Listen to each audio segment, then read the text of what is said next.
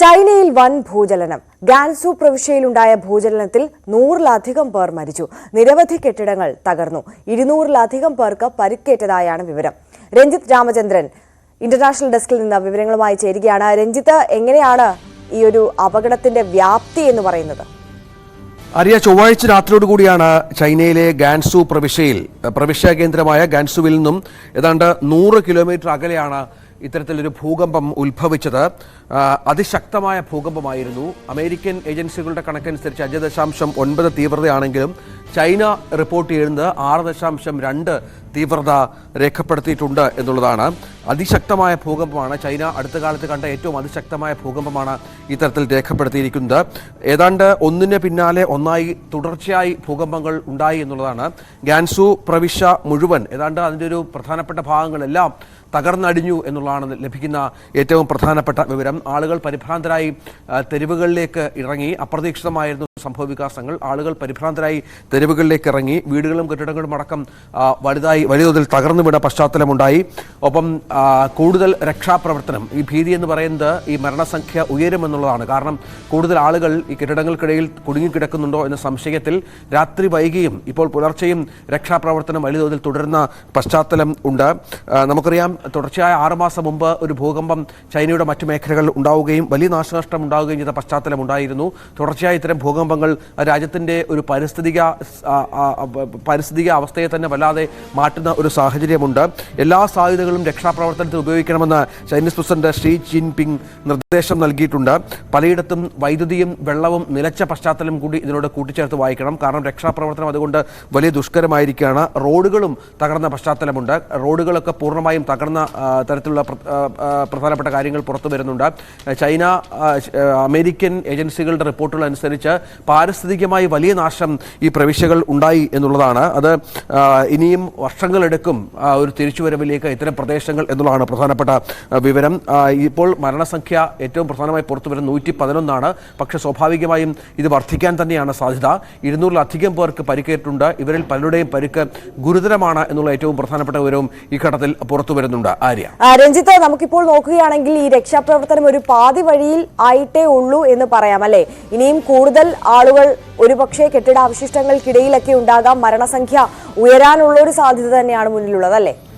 തീർച്ചയായും Gansu, Xinhua എന്നീ 2 പ്രധാനപ്പെട്ട പ്രവിശ്യകളിലാണ് ഈ ഭൂകമ്പം വലിയ നാശം വിതച്ചത് എന്നുള്ളതാണ് പ്രധാനപ്പെട്ട വിവരം. അതുകൊണ്ട് തന്നെ ഇവിടെ വലിയ വലിയ കെട്ടിടങ്ങൾ ഉണ്ടായിരുന്നു.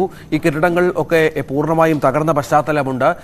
പല ആളുകളും ഇതിൻ്റെ ഒരു പ്രശ്നം പരിഭ്രാന്തരായാണ് തെരുവുകളിലേക്ക് ഇറങ്ങിയത്. പക്ഷേ അങ്ങനെ ഇറങ്ങി രക്ഷപ്പെടാൻ പറ്റാത്ത നിരവധി ആളുകളും ഈ കെട്ടിടങ്ങൾക്കിടയിൽ കുടുങ്ങിക്കിടക്കുന്നുണ്ട് എന്നുള്ള പ്രധാനപ്പെട്ട വിവരമാണ് ഇപ്പോൾ പുറത്തു വരുന്നത്. അതുകൊണ്ട് തന്നെയാണ് ചൈനീസ് പ്രസിഡന്റ് തന്നെ പരമാവധി എല്ലാ മാർഗങ്ങളും രക്ഷാപ്രവർത്തനത്തിനായി സ്വീകരിക്കണം എന്നുള്ള നിർദ്ദേശം നൽകിയിരിക്കുന്നത്.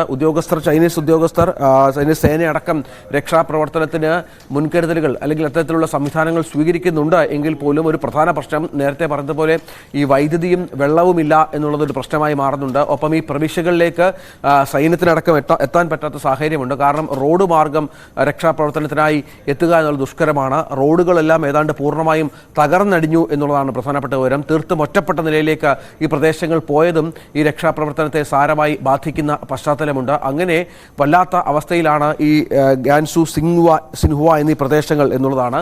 പക്ഷേ അപ്പോഴും പരമാവധി മാർഗങ്ങൾ സ്വീകരിക്കുന്നുണ്ട് രക്ഷാപ്രവർത്തനത്തിനായി. 111 എന്ന നിലയിൽ തന്നെയാണ് കഴിഞ്ഞ മണിക്കൂറുകളായി അന്തർദേശീയ മാധ്യമങ്ങൾ പോലും ഈ മരണവിവരങ്ങൾ റിപ്പോർട്ട് ചെയ്തിരിക്കുന്നത്. സ്വാഭാവികമായും മരണസംഖ്യ വർദ്ധിക്കും.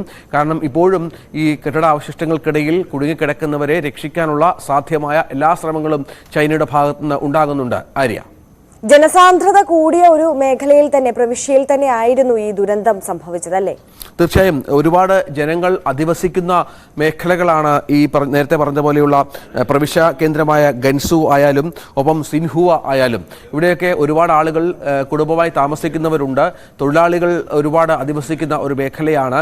വലിയ വലിയ കെട്ടിട സമുച്ചയങ്ങൾ, ഫാക്ടറികൾ, വ്യവസായ മേഖല കൂടിയാണിത്. ഫാക്ടറികളൊക്കെ പ്രവർത്തിക്കുന്ന മേഖലകളാണ്. ഇന്നലെ നമുക്കറിയാം ചൊവ്വാഴ്ച രാത്രിയാണ് ഈ ഭൂകമ്പം ഉണ്ടായത് എന്നതുകൊണ്ട് തന്നെ ഈ പറഞ്ഞതുപോലെ ഒരുപാട് മരണസംഖ്യ വർദ്ധിക്കാനുള്ള സാഹചര്യം കൂടി ഇതിനോട് ചേർത്ത് വായിക്കേണ്ടി വരും. ഒന്നിനു പിന്നാലെ ഒന്നായി തുടരെ ഭൂകമ്പം ഉണ്ടാവുകയും ഇതിൻ്റെ ഒരു ആഘാതത്തിൽ ജനങ്ങൾ പൂർണ്ണമായും പരിഭ്രാന്തമായി പുറത്തിറങ്ങി രക്ഷപ്പെടാനുള്ള ശ്രമം നടത്തുകയുമായിരുന്നു. പക്ഷേ പൂർണ്ണമായും എല്ലാവർക്കും രക്ഷപ്പെടാൻ സാധിച്ചില്ല എന്നുള്ളതാണ് പ്രധാനപ്പെട്ട വിവരം. ഒപ്പം ഈ ദുരിതാശ്വാസ പ്രവർത്തനങ്ങൾക്കും ഇടയിലും ഈ ഒരുപാട് ആളുകൾ ഈ കെട്ടിടങ്ങൾക്കിടയിൽ നേരത്തെ പറഞ്ഞതുപോലെ കുടുങ്ങിക്കിടക്കുന്നത് വളരെ പ്രധാനപ്പെട്ട ഒരു പ്രശ്നമായി മാറുന്നുണ്ട്. ഇവരെ രക്ഷിക്കാനുള്ള തീവ്ര ശ്രമം എല്ലാ സാധ്യതകളും ഉപയോഗിച്ച് ചൈന നടത്തുന്നുണ്ട് എന്നുള്ളതാണ് പ്രധാനപ്പെട്ട വിവരം. ആര്യ, ഈ രഞ്ജിത്ത്, തുടരെ ഉണ്ടാകുന്ന ഭൂചലനങ്ങൾ, പ്രകൃതി ദുരന്തങ്ങൾ ഈ പാരിസ്ഥിതികമായി ഉണ്ടായ തകർച്ചയിലേക്കാണ് വിരൽ ചൂണ്ടുന്നത് എന്ന് പറയുമ്പോൾ അതിന്റെ ഒരു വിശദാംശങ്ങൾ എങ്ങനെയാണ്? ഈ പ്രദേശം നേരത്തെ പറഞ്ഞതുപോലെ ചൈനയിൽ ഏറെ പ്രാധാന്യമുള്ള മേഖലകൾ അടങ്ങുന്ന ഒരു സ്ഥലമാണ്. വനപ്രദേശങ്ങളുണ്ട്, വ്യാവസായിക മേഖലകളുണ്ട്, ജനവാസ കേന്ദ്രങ്ങൾ നിരവധിയുണ്ട്. അങ്ങനെ ഈ പ്രദേശത്തിൻ്റെ മുഴുവൻ സന്തുലിതാവസ്ഥ തകർക്കുന്ന വിധമാണ് ഇപ്പോൾ ഈ ഭൂകമ്പം ആഞ്ഞടിച്ചിരിക്കുന്നത് എന്നുള്ളതാണ് പ്രധാനപ്പെട്ട വിവരമായി ഈ പുറത്തു വരുന്നത്. ഈ പ്രദേശത്തിന് ഏറെ പ്രാധാന്യമുള്ള സ്ഥലങ്ങളാണ്, ചൈന ഏറെ പ്രാധാന്യം കൊടുത്തിരുന്ന സ്ഥലങ്ങൾ കൂടിയാണ് എന്നുള്ളതാണ്. ഈ നേരത്തെ പറഞ്ഞതുപോലെ ഗാൻസു, ഈ പ്രഭീക്ഷ കേന്ദ്രമായ ഗാൻസുവിൽ നിന്നും 100 കിലോമീറ്റർ അകലെയാണ് ഇത് ഉത്ഭവിച്ചത് എന്നുള്ളതാണ്. ഏതാണ്ട് 6-7-8 കിലോമീറ്റർ പ്രദേശങ്ങൾ മുഴുവൻ ഏതാണ്ട് പൂർണ്ണമായും തകർന്നു എന്നുള്ളതാണ് നമുക്ക് ലഭിക്കുന്ന വിവരം. കെട്ടിടങ്ങൾ പൂർണ്ണമായും തകർന്നു വീണ പശ്ചാത്തലം കൂടി ഇതുമായി ബന്ധപ്പെട്ട് നമ്മൾ വായിക്കണം. അങ്ങനെ നേരത്തെ പറഞ്ഞതുപോലെ പാരിസ്ഥിതികമായ ഒരു ഭൂകമ്പമൊക്കെ ഉണ്ടായിക്കഴിഞ്ഞാൽ പാരിസ്ഥിതികമായ ഒരുപാട് പ്രത്യാഘാതങ്ങൾ ഈ മേഖലകൾക്കുണ്ടാകും. സ്വാഭാവികമായും അതിനനുസരിച്ചുള്ള ഒരു തിരിച്ചുവരവിലേക്ക് ഈ പ്രദേശങ്ങൾ വരണമെങ്കിൽ ഇനിയും നൂറ്റാണ്ടിലെടുക്കുമെന്നുള്ള പ്രവചനമാണ് അമേരിക്കൻ ഏജൻസികൾ അടക്കം നടത്തുന്നത്. അത്തരത്തിൽ വലിയ തോതിൽ നാശം വിതച്ചുകൊണ്ട് എല്ലാ മേഖലകളിലും സർവനാശം വിതച്ചുകൊണ്ടാണ് ഈ ഭൂകമ്പം ഉണ്ടായിരിക്കുന്നത് എന്നുള്ളതാണ് ഏറ്റവും പ്രധാനപ്പെട്ട വിവരം. ആര്യ, ശരി, രഞ്ജിത്ത് രാമചന്ദ്രനാണ് വിവരങ്ങൾ നൽകിയത്. ചൈനയിൽ വൻ ഭൂചലനം, ഗാൻസു പ്രവിശ്യയിലുണ്ടായ ഭൂചലനത്തിൽ 111ഓളം ആളുകൾ മരിച്ചതായാണ് റിപ്പോർട്ട്. നിരവധി കെട്ടിടങ്ങൾ തകർന്നിട്ടുണ്ട്. 200-ലധികം പേർക്ക് പരിക്കേറ്റതായും റിപ്പോർട്ട് വരുന്നു.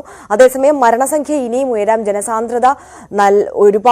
ജനസാന്ദ്രത കൂടിയ ഒരു മേഖലയിൽ തന്നെയാണ് ഈ ദുരന്തം ഉണ്ടായിട്ടുള്ളത്. ഒരുപാട് കെട്ടിടങ്ങൾ ഉള്ള സ്ഥലമാണ്, ഫാക്ടറികൾ പ്രവർത്തിക്കുന്ന സ്ഥലമാണ്. അതുകൊണ്ട് തന്നെ അവശിഷ്ടങ്ങൾക്കിടയിൽ ഇനിയും ആളുകൾ കുടുങ്ങിക്കിടക്കാനുള്ളൊരു സാധ്യത മുന്നിൽ കാണുന്നു. രക്ഷാപ്രവർത്തനം അവിടെ പുരോഗമിച്ചുകൊണ്ടിരിക്കുകയാണ്.